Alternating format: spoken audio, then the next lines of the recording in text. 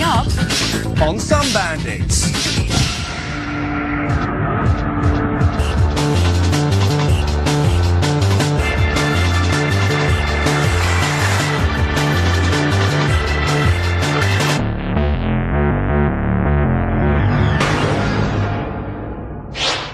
Welcome to Thumb Bandits, the show that takes you by the hand and leads you up the garden path of video game fulfillment. And then bashes you over the back of the head with a baseball bat. Ian. On the TV channel this week, an infectious mix of the old, the new, and the absolutely insane. So, tie your mother up, throw the cat out, and put your feet up for our first review. I have great difficulty getting along in the real world. Don't worry, it's mainly my fault. Due to my massive consumption of marijuana, I'm slightly paranoid. Nothing major, I just get a bit twitchy when I go and buy milk. And also, I generally can't be bothered to go out that much. The thing is, now we live in the 21st century, I need never go out again and worry that the fat lady behind the cakes is plotting to remove my testicles. No, thanks to Neocron on the PC, I can exist in my living room all day. Neocron is an online RPG, but one that's refreshingly different. There are no third-level clerics with cloaks of invisibility and shields of brine, and I'll be buggered if I could find one dwarf. No, Neocron is set a cool 700 years in the future, and is a totally immersive virtual world. It combines the looks of Half-Life with the gameplay of EverQuest, and it's dark, very dark. You can totally live in this world and either go off on exciting adventures alone or in clans, or you can just be a good citizen, get a job, and just, hang out. Although I will state categorically, if you do that, you are a fucking mental and should hand yourself over to the real police. That's not what these games are about. There are so many in-game missions and storylines, it will be rude not to take advantage of them. Go on, kill some mutants. They love it. Now, for some reason, critics and mums say these online RPGs are antisocial and that they stop kids interacting. But a good title like this has the opposite effect. Neocron has a great in-game chat mode that's simple and lets you choose how many people you talk to. And where else could you talk so freely to a 16-year-old boy in Israel and a 52-year-old French twat? Neocron encourages interaction between its players, and that makes the game better for it. But while the game may look and play brilliantly, RPGs like this are dependent on the people who log in and regularly play them. They make the community. For example, the people in EverQuest are nice, while everyone at Ultima is a wanker. Simple. However, considering 62,000 people signed up to test this game before it was even launched, indicates Neocron will have no shortage of interesting players. And it should work. It's a good game that fills a nice gap in the PC market. And there are no elves. Do you remember when the only person to read Lord of the Rings was the smelly kid at school who always ended up getting a dead arm? Jesus, it makes me sick. Here's the news. If you're afraid of the dark, of being alone, of big blue furry things, then look away now because Monsters, Inc. are absolutely everywhere. Whoa! Disney Interactive are spending a record £4 million on the campaign to market its video games for PC, Game Boy Color, Game Boy Advance and PlayStations 1 and 2. The US launch of the film proved to be the best opening weekend of an animated movie ever, and the games are sure to be as infectious as that little girl I feel so horribly attached to, so keep your eye open for it. Look, the new commercial's on! Whatever you think of Disney marketing, they're not the only ones with an eye for opportunity. Everyone's getting in on the act. It's been creeping into our games more and more. A hoarding here and a brand name there. What am I talking about? Product placement. But does all this in-game advertising spell doom and gloom and tedious ad breaks for us gamers? Or cheaper games? We went to meet Daniel Bobroff from Microtime Interactive, the first company to place adverts in computer games, to find out what's in it for us. Gamers need advertising for two simple reasons at the moment. Firstly, it adds to the realism of the experience. And secondly, there is the prospect of advertising directly affecting the funding of games. There are certain types of games which benefit from having brands, suitable brands, placed within them. You may be surprised to know that product placement is not that new. James Pond, codename Robocod, was, to my knowledge, the very first example of advertising, paid for advertising. In return for that sum of money, the game was increased in size and additional levels were built. And it goes even further. Some games, like the FIFA series, must feature McDonald's because FIFA has a sponsorship deal with the Burger Boys. And any game with David Beckham features Adidas. In the past, it's largely been a case of advertisers trying to get into games, but recently the games companies have been going to them. In the case of Gran Turismo, Sony's major objective with a game that was already selling many, many millions of units was to add to the realism. So they sought out they cherry-picked individual advertisers that they thought would add to the realism of the game. Obviously, product placement is in its infancy, but it's sure to go the way of films and be worth millions. The worry is that it will become too intrusive. So what can gamers do? If the ad is in the game, which is non-broadcast electronic media, then it would fall within our remit. And if people wanted to complain about it, then they would need to talk to us. We haven't had any complaints yet about advertisements in games, but it's a medium which is fast developing, so I'm sure it won't be too long. So, if you don't want adverts in your games, speak up. However, if we must have them, perhaps companies could use the money to make games cheaper. Now there's a thought. But while it may be good for us in the long term, we say keep your filthy money-grabbing mitts off of our consoles. Are you on the information superhighway to the danger zone? No? Why the hell not? If you're more biggles than Maverick, then we've got something to save your sorry little asses. Not quite sure I go that far, Alex, but we do have the latest in flying games, so sit down, strap yourself in, and get ready for the onboard entertainment. As this week, our jury must decide who's Top Gun and who's Jeremy Spake. Our regular lab rats are Scott, the video games artist, Jackie, the games addict, and Paul, the boy who works in a games shop. Set 50 years in the future, you're in charge of super high-tech machinery and must unravel the mysteries of a nasty political plot to ensure world peace. Nothing too challenging then. It's part plot-driven, part arcade flight sim, part tactical war game, and part shoot-'em-up. But will it be dynamite or should it be blasted into oblivion? For a game that is so near the ground, I would have made the ground more interesting. It's pretty dull. Well, I was expecting to compare it to other PS2 games, but the nearest thing I can compare it to is Desert Strike on the Mega Drive. Same kind of feel, same kind of look, slightly better, of course. I'm not a fan of this type of game. I didn't know where I was going, what I was supposed to be doing. It's for boys who like facts. I was amazed by it. Just as the control you have over the vehicle, the different modes of flight, the way it uses analog buttons to control your bin up and bin down. You can rotate the ship, you can bank the ship. I could go on. You could go on, but please don't.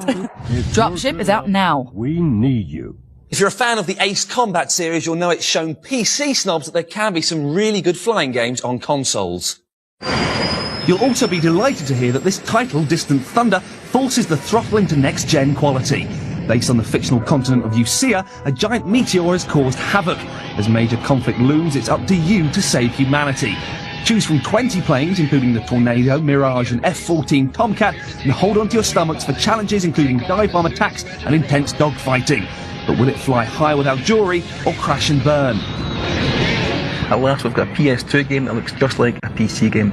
Everything from the detail, the environment, the scale, the lighting, the effects, the sound, it's all gorgeous. When you've completed a full mission, you can sit back, watch the replay from 7 or so different cameras, and when you shoot down a plane with a missile, you can home in on the missile and follow it all the way home. If you're looking for a flight sim, you're not going to find it here because it's very much an arcade shooter, but it doesn't pretend to be anything else. It was the first flight game I really enjoyed playing. The controls were really intuitive. The missions were clear, and it was just really satisfying when you got to the end of a mission and you were like, yes! I like the plane-to-plane intercom. You can chat to your co-pilots. It really does make you feel part of a team. Ace Combat 4 is out now. If you've had enough of conspiracies, combat, evil bastards, and nasty plots, then why not a rocket-powered space race? Welcome. I say welcome to the most spectacular racing. This is Looney Tunes' first outing on the PlayStation 2, but you can expect to see 8 worlds, 13 tracks, a new tournament system where first place unlocks new games, and 9 characters. Space Race was first seen on the Dreamcast. Will PlayStation 2 owners find the gags, tricks, hilarity, and all-round rocket racer upgrades interstellar, or would they rather stick it up Uranus? We've gone for the cel-shaded look, which is apt because it's a cartoon-based game, and I've done it really well. Looks like a cartoon, feels like a cartoon, looks great. It looks absolutely stunning, but are the looks just for surface? I think in this game they're very important because otherwise it would be quite a dull kids racer. But there's still some nice points in there. You get the Acme power-ups, like the used to get in the cartoons, the hole you could drop, paint on the wall.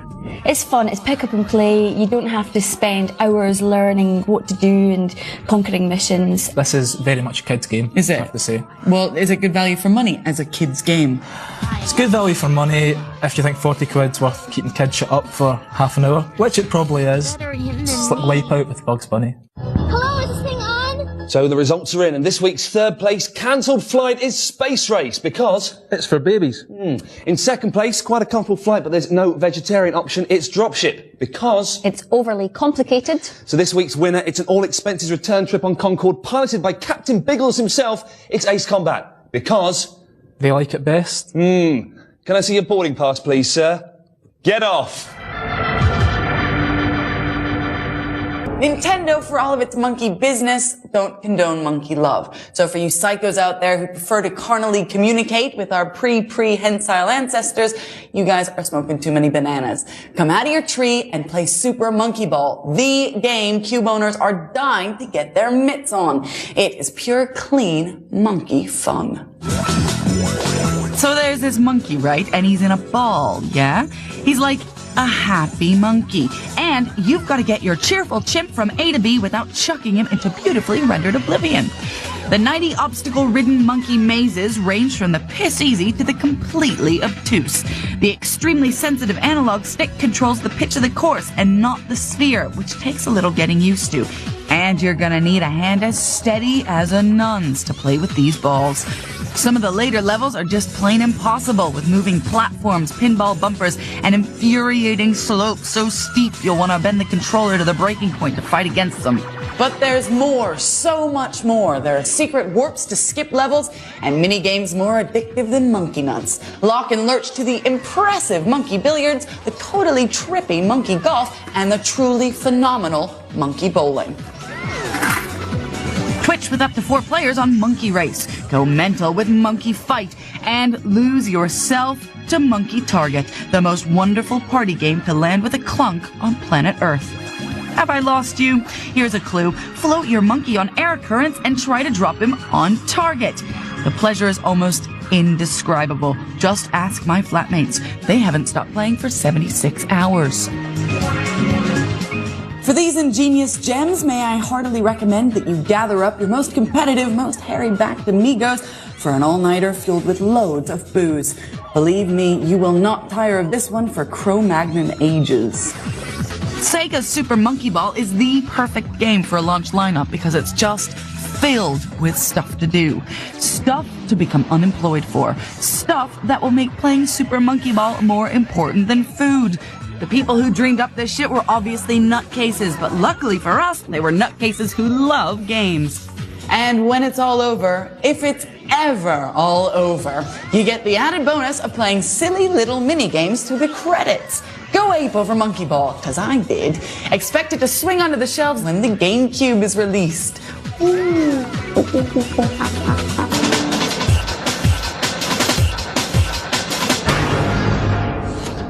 The early 80s, and if your happiest teenage memories involve skipping off school and heading behind the bike sheds for a bit of snogging and going to the arcades and asking your mates to play Space Invaders, then join the club. Yeah, happy days indeed, but days that may not be over. Meet someone who can help you relive those crazy memories. Let's play cards like kids. Yeah, what are you doing? Nothing. Did you just have your arm around me? No. That's taking advantage. This is Chris, and he's an addict. It started slowly at first, with just the one, but his habit got worse and worse. His friends all warned him about it, but he didn't listen. It began to take over his life. And now look at him. I started collecting video games when I was about 16 and basically took over the house and had them in the garage and absolutely everywhere, the toilet. And it got to a stage where I had to sell some, and so many people asked for them that I decided when I lost my job and got made redundant to do it as a full-time job. We get us machines from basically everywhere. We actually go abroad, search countries, we go to the States, chicken sheds, barns, anywhere that's got them, we will find them. The machine we found in the worst condition would be the Star Wars cockpit, which was found in a farmer's barn with a family of chickens living in it. And I've restored that one to immaculate condition over 2 years, and it's in my dining room where it's going to stay. So what's the rarest? The rarest and most unusual would be the Tron. It uses a black light and it's got exceptionally good graphics. What's the oldest and most expensive? The oldest one that we have got in Arcade Warehouse is the Space Invader machine. The most expensive one is probably the Star Wars there. The cockpit version of that changes hands for £2,000 to £2,500 upwards. So what are Chris's favourites? Top three, from my point of view, what customers ask us for is basically it's going to be Space Invaders, Pac-Man, Defender. You mention them and everybody goes, yep, know that game. The appeal of the games is basically everybody wants to relive the youth, so the only place you can play the games is by buying one and having it at home. The machine that I most want, and I want this machine desperately, is a Atari Firefox, which was one of Atari's Laserdisc machines, which I've been personally trying to find it for the past 10 years. And I've researched all over the world, and I still can't find one. So if anybody's got one, let me know. You've been warned. Arcade machines can take over your life. It's too late for Chris, but it's not too late for you. You know, Alex, I think we're too good for the people that watch the show. I think we give them too much. Well, what about the... Think about it. What have they ever done for us? Niche. And yet, that's right, Alex. Every week I'm playing games, I'm reviewing games, I'm talking about games. I actually sweat blood because of games. And in return, nothing. Not a phone call, not a card, not, hi there, you were really good the other night on the telly. No, I get stuff, Ian. Yeah, I get stuff as well. I get, thousands of letters each week saying I'm going to rip your throat out, you silly sod. I'm talking about gifts and fun things. Yeah, I get that. I get t-shirts and jewelry and games and cars. You got cars? Well, I don't do this for the money, do I? Yeah, I suppose that's true. Which is why I say, give the people what they want. Here's some sneaky peeks. Can you get me an Allegro? Don't think so. First up, you lovely people, Freak Style for the PlayStation 2. This fearless motocross game claims to take you to the edge with gravity-defying jumps, trouser-splitting stunts, and more tricks than a hooker's phone book. But of more interest to the boys is the inclusion of former Miss Supercross, Leanne Tweeden, who, apart from having a really stupid name, straddles a bike and teaches the men a thing or two. Heaven knows what. Next, a game especially conceived for the cold-hearted amongst you, Hitman 2 Silent Assassin. Hitman 2 now boasts first or third-person viewpoints, mid-mission save points, a new inventory system so you can carry items from mission to mission, and loads of cool new weapons like chloroform, poison darts, and stun guns. Hitman 2 will stick a cap in your ass this spring. Have you ever wanted to be a jet fighter? Well, stop playing those silly schoolyard games and get your chops around the Xbox's latest monster, Gunmetal. This stunning-looking game allows you to destroy almost everything on screen and use buttloads more firepower to do it. Players can walk, run, and jetpack around their busy environments and even herd animals into battle and watch the carnage. That is sick. Gunmetal will be available on March 14th. Well, that's the end of this week's show, and always forget to check out our website at www.channel4.com/ThumbBandits, where there's no insider gossip and certainly no witty banter on the forum. But before you sod off and slide into unconsciousness, let me just say that next week we'll be looking at the Super Star Wars game on the GameCube, and it is fan-dabby-dozy. Delicious. We'll also be looking at consoles that never hit the UK. Plus, Alex is going to be talking to a chap who claims he's turning games into art. Sounds very interesting. You lucky, lucky people. See ya! Legendary ice battle on planet Hoth. I bumped a Wookiee once. Don't do that!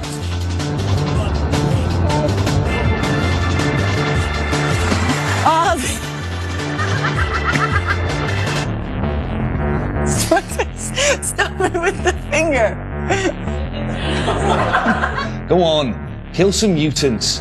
They love it.